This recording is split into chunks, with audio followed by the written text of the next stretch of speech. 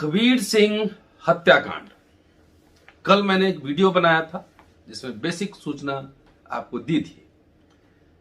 4 लोग, दैनिक भास्कर के खबर के हिसाब से 4 लोग गिरफ्तार हो चुके हैं। लेकिन आज न्यूज लॉन्ड्री ने चश्मदीदों का बयान छापा है नाम बदलकर। आभासी दुनिया के मेरे दोस्तों, रतनलाल बोल रहा हूं। काम की बात में आपका स्वागत है और पेश है अम्बेडकरनामा। उन चश्मदीदों ने जिनका नाम बदला गया है, उन्होंने क्या कहा है ये तो मैं बताऊंगा। लॉन्ड्री ने लंबा लेख छापा है और उसमें कहा है कि टेंट के अंदर हम बलविंदर सिंह से मिले और बलविंदर कहते हैं कि हमारे गुरु ग्रंथ साहब को उठाकर वो भाग गया, हमें बस इसी बात का अफसोस है। उसके बाद संगत ने उसे जो सजा दी, उसको काटा, उसका हमें अफसोस नहीं है।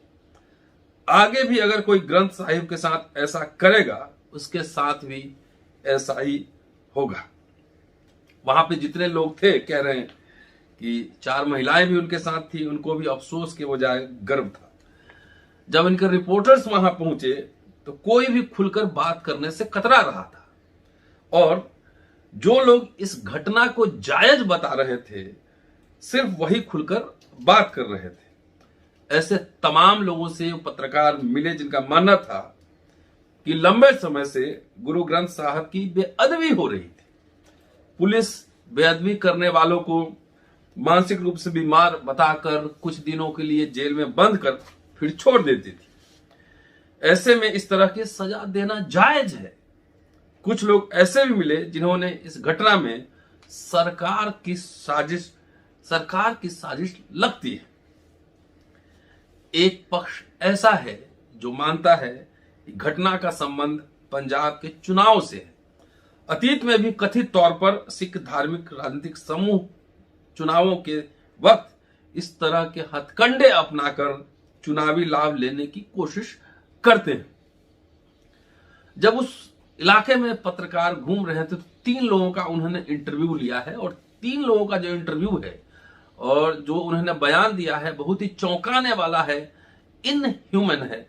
वो उन्हीं के हवाले से मैं आपको बता रहा हूं कि उनके दौरे के दौरान एक व्यक्ति से मिली जिनका नाम समीर, ये सुरक्षा के लिहाज से बदला हुआ नाम है, समीर से हुई। समीर 8 महीने से किसान आंदोलन में शामिल हैं और अपने गांव से आए किसानों के साथ स्टेज के पास बने टेंट में रहते हैं।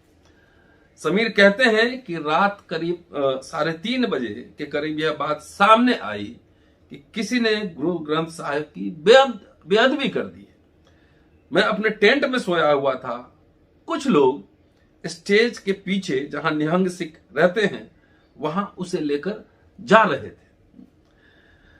तब तक यह बिल्कुल ठीक था, मुझे लगा कि कोई चोरी की होगी। ऐसे में हम वहां नहीं गए। 10-15 मिनट बाद उधर से वापस लौटे, तब उसका हाथ कटा हुआ था। एक निहंग सिख उसका कटा हाथ लेकर चल रहा था। स्टेज के पास पहुंचकर उन्होंने उसे बाएं हाथ के पोल में उल्टा लटका दिया। समीर आगे कहते हैं, यह बदला हुआ नाम है, कि स्टेज पर 1 घंटे तक टांगे रखा। वह जिंदा था। उसके माथे और आंख से खून निकल रहा था। थोड़ी देर में वहां कुछ और निहंग आ गए।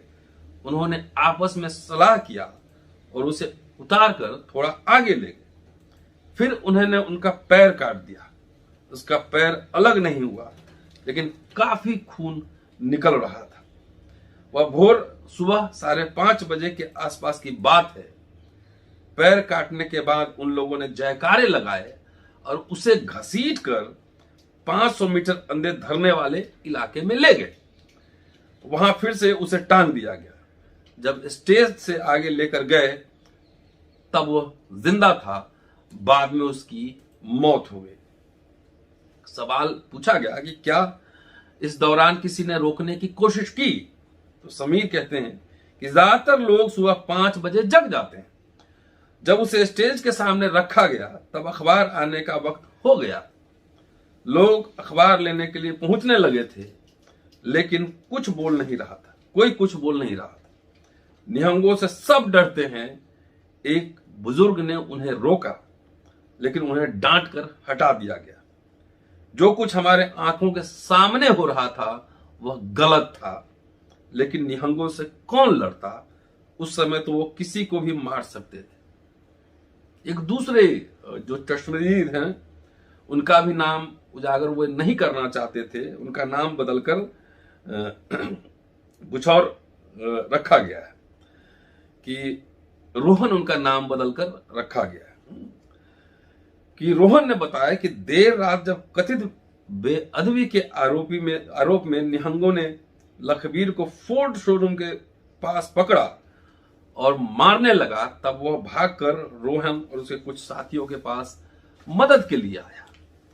निहंगों का उग्र हिंसक रूप देखकर रोहन और उनके साथियों की मदद करने की हिम्मत नहीं हुई। उसके बाद निहंग उन्हें पकड़कर अपने टेंट की तरफ ले गए।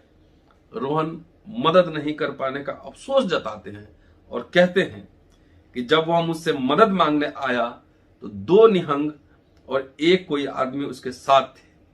लखबीर ने भी निहंग वाले कपड़े पहने हुए थे, लेकिन उसकी दाढ़ी और बाल नहीं थे। उसने मुझसे कहा, मुझे बचा लो। इससे पहले 9 लोगों को मैं निहंग सिखों से बचा चुका हूं, लेकिन कल रात मामला बेअदबी का था। मेरे सामने उसके पास से सर्वलोक ग्रंथ मिला। निहंग बेहद गुस्से में थे। ऐसे में अगर मैं बचाने की कोशिश करता तो वो मुझे भी मार देते। जब निहंग लखबीर सिंह को पकड़कर ले गए तो रोहन को लगा कि एक आध थप्पड़ मारकर छोड़ देंगे, उसके हाथ पैर काटकर हत्या कर देंगे। इसका अंदाजा नहीं था। वो कहते हैं कि जब वे उसे लेकर चले गए तो मैं अपने टेंट में आ गया। सुबह 5:38 का समय था। तब बहुत तेज शोर हुआ। मैं बाहर निकलकर आया तो 7-8 लोग लखबीर को घसीटते हुए ले जा रहे थे। वो खून से लथपथ था। उसका हाथ पांव काटा जा चुका था। वह कुछ बोल नहीं रहा था। जैसा कि आप जानते हैं, सिंगू बॉर्डर जब आप जाएंगे तो वहां देखेंगे कि प्रवेश करते ही निहंगों का डेरा है। यहाँ बड़ी संख्या में घोड़े भी बंधे हुए हैं। नीले रंग का कपड़ा पहने और कमर में तलवार लटकाए निहंग यहीं रहते हैं और खुद को आंदोलन का रक्षक बताते हैं।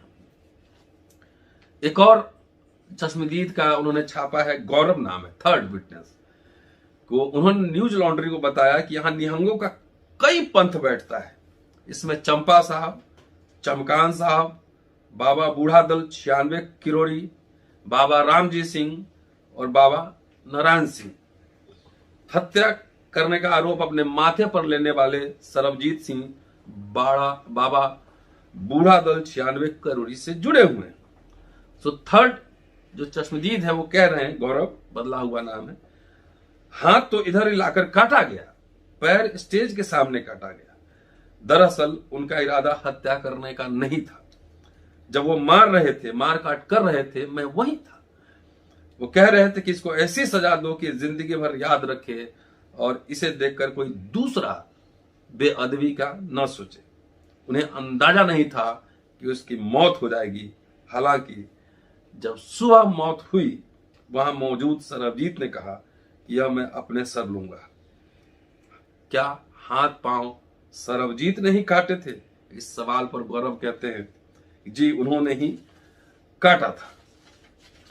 लखबीर के बारे में हमने आपको कल वीडियो में सूचना दी थी और तरन तारण के हैं। लखबीर की 3 बेटी और एक पत्नी है।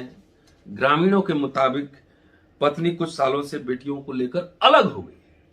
सिंह अपनी बहन के साथ चीमा कला गांव में रहते हैं। बहन की पति का भी निधन हो चुका है।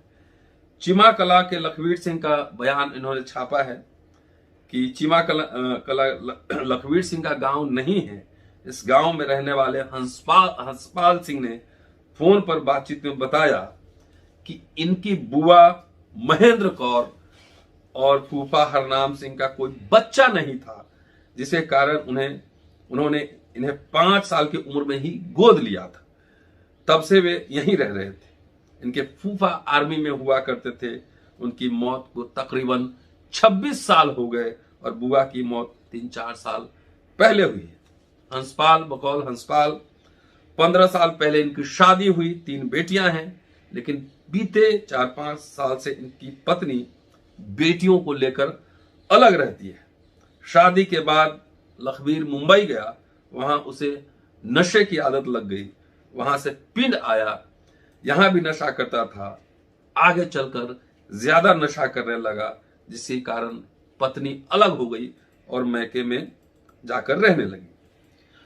सो लखबीर के इनकम को लेकर वो कह रहे हैं हंसपाल कि किसी के यहां चारा काट कर तो किसी के यहां भैंस को पानी डालकर पैसे कमाता था, जिसके यहां काम करता था उसी के यहां रोटी खाता था। लखबीर सिंह के गांव वालों के जहन में यही सवाल है कि आखिर वह दिल्ली पहुंचा कैसे, दिल्ली कैसे आया। तो हंसपाल बताते हैं कि मैंने 11 अक्टूबर को उसे गांव में देखा था, उसके बाद ही गया होगा। गांव के लोग कह रहे हैं चोरी कर सकता है लेकिन बेअदबी वाला काम नहीं करेगा। सिख धर्म को छोड़ो, किसी भी धर्म का भी बेअदबी नहीं कर सकता था। यह अपनी मौज में रहने वाला इंसान था। यह भी कह रहे हैं कि दिल्ली जाने के लिए इनके पास पैसा कहां से आया।